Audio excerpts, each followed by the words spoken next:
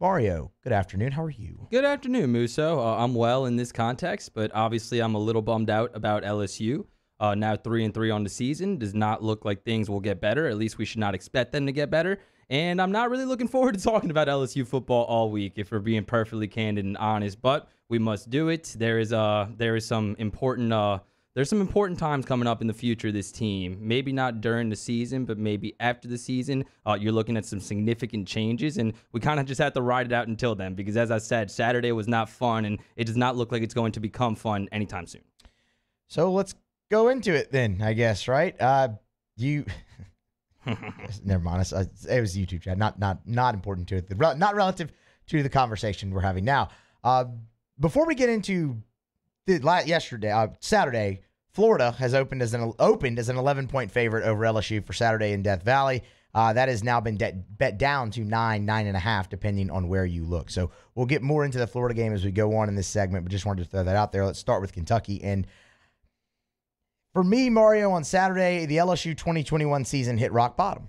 I think you can look at the game against UCLA, and of course we were all kind of upset about that, right? You had expectation going into the year, but you did certain things well in that game. You made some improvement week to week. Auburn, again, you struggled running the ball, but you struggled running the ball all season, and you shut their running game down, except for Bo Nix. He made plays all over the place, but you blew the lead. It was disappointing. You didn't really do anything well on Saturday. And I know people are going to point to the running game, and that's fair, but I would raise you this. You ran for 147 yards, and that's more than, I thought you ever really could this year. I'm just being honest. And you did some nice things. The offensive line improved.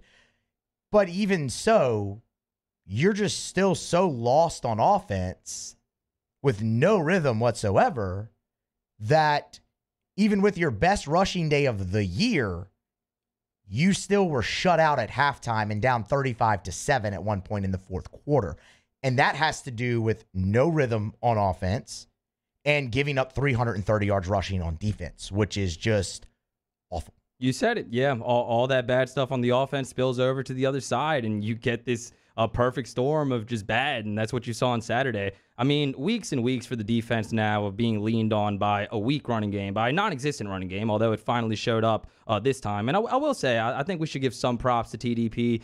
Davis Price came out and played hard, and for a long time, for a couple of weeks, people have been saying to give the other running backs more touches and that LSU is not going to get anything going with TDP as the main guy. And again, I think a lot of the yardage for LSU rushing the ball was predicated on what kind of defense that Kentucky was running and trying to stop the pass. But that being said, TDP deserves a lot of props. He played well. But again, the defense being leaned on by a weak running game, an offense that constantly stalls. Max looks spooked again. He's running for his life again. I don't know if a quarterback change is going to do anything, Musso, but we know that's something that's going to be brought up. And at the end of the day, Kentucky was just a much more in-sync team. They looked like they wanted to be there, and LSU did not. I think the Wildcats are way too one-dimensional to hang with Georgia. They don't have a shot in that game, but they have every right to be excited down there, and they were really excited Saturday as they were whooping LSU's butt on both sides. You mentioned Ty Davis Price, and one reason you actually should give him props is he competed up until the end. Yes. He was running hard all game long, and that's something that absolutely should be commended.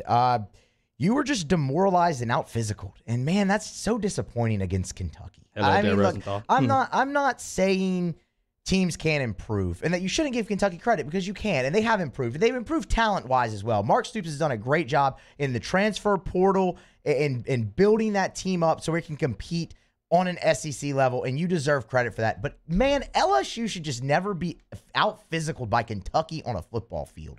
And maybe that's short-sighted to me, but that just should not happen, because you're LSU and they're Kentucky. That's and I don't think I'm alone in feeling that way, but that's what happened. Man, that first drive of the second half, they go 7 plays, 75 yards. 6 of those plays were runs. The one that wasn't was a 4-yard pass. So they totaled 71 yards rushing against you and just ran it down your throat for 7 points. And after that, man, it was done.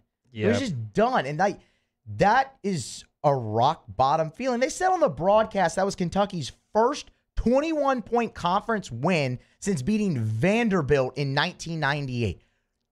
LSU should never be mentioned in that context with Vanderbilt. Yeah, I'm cringing. That streak is old enough to drink. My goodness. But talking about this defense, man, I was a little disappointed in the defensive line. I thought that they kind of, lay down. And again, the offense isn't helping them, but I thought they'd maybe take a little bit of pride and step up and at least somewhat limit Kentucky's rushing game, which we knew was the strength of their team. But Chris Rodriguez, coming into this game as the leading rusher in the SEC, averaged 6 yards before contact. That's before anybody even gets any kind of arm on him, anything. And after the game, the head coach is saying that we were surprised by the rushing attack when this guy is leading the conference going into this game in rushing yards. I mean, I don't even know what to say at this point anymore. But you just feel really bad for the defense, Musso, because I feel like there's still a lot of really good individual talent on that side of the ball, especially along the defensive line. I'm glad that Damone Clark, although he did not play well on Saturday, I thought, is at least having a better season after I thought he was put in a terrible spot last year that really impacted his draft stock in a negative way. There's still some talent on this side of the ball, but the effort's not there, the heart's not there. That combined with the sloppy coaching of this team, it is rough to watch, man, and it was really rough to watch on Saturday. There's a lot of talent all over the field on both sides of the ball for LSU, and it's all being wasted.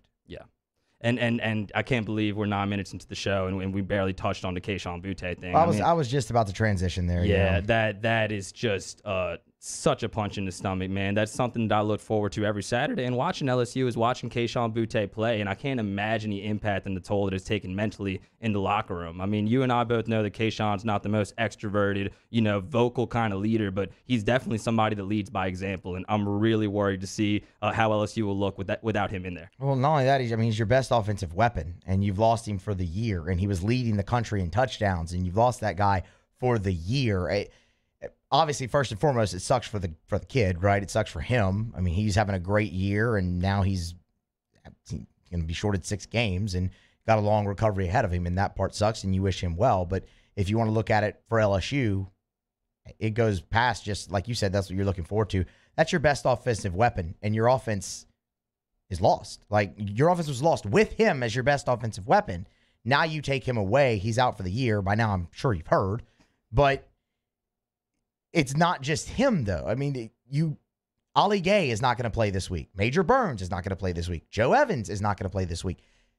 The injuries that have just kept piling up and piling up and piling up on this team, that's also not helped. But they're just, in that realm, they seem snake bit almost. But it's just another layer onto a broken team. I mean, that's that. Yeah, I was trying, before the show, as you know, I was trying to find some bright spots on this team, even on this offense. As you said, it's going to be, oh boy, without Butte, that's tough to even think about. But Jad Besh is playing really well. He's only a freshman. You're going to have him for a long time. Hopefully you can get Dellinger some reps along the offensive line. He hasn't played too well so far, but obviously improvement there is going to be the chief thing this offseason. And hopefully you can get some of these younger guys some reps. I mean, you have a lot of bodies at the wide receiver, again, with everything that you predicate with Butte and kind of building the offense around him, getting him involved. That is a crucial loss. But that being said, you at least do have some young guys at that position. Malik Neighbors played really well on Saturday, made a really nice snag in the end zone. You have another host, you have a whole host of freshman wide receivers that are going to get more reps. Again, still not ideal, but trying to find some positives here, Musso. We're halfway through the season, and it's already really bad. I'll tell you right now, we could talk about a lot of things for the Florida game. The main thing I'm interested in, and we can go ahead and get this out of the way on Monday, is how this team comes out and plays. That's it. Because let's be honest, they're 3-3. They've got injuries just piling up. Their coach is getting fired at some point. It's an 11 a.m. kick, and Tiger Stadium will be half full at best. How do they come out? Or do they have any type of want to and energy in that game? That's the main thing I'm interested in seeing. I hate that we're talking about this, but you can't run from it.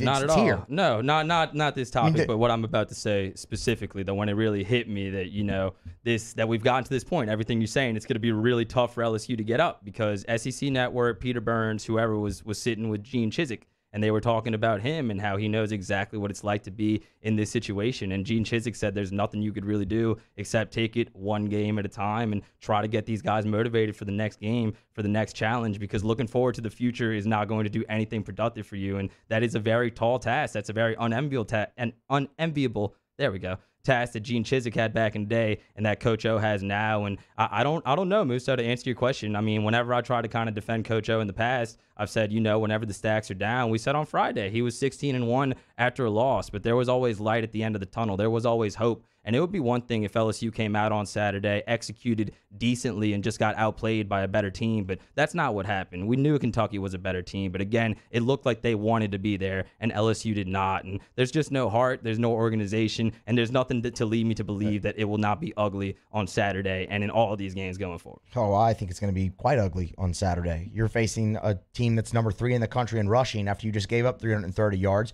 You'll be down your 2 starting ends. You'll get Glenn Logan back. So, I mean, there's something there on the interior. You'll be down a safety. Derek Stingley won't be playing. You won't have Keyshawn Butte. It's going to be ugly Saturday. But, I mean, it's for me, how do they come out knowing that? They can't allow that to leak into their mind. Obviously, they're going to go out there and try to win the game as best they can. But, I mean, look, when your head coach is addressing questions about his job status on Monday of game week, that's just not good. No, and that's where they are right now. Yeah, they just look so out of sorts, man. Both sides of the ball. It looks like, they don't know who to cover. They don't know who to block in certain sets. It's just really, really sloppy. Again, it's tough to watch. And when the motivation is not there, the execution is not there, the organization is not there, I mean, how are you not going to throw money on whoever LSU is playing the rest of the way?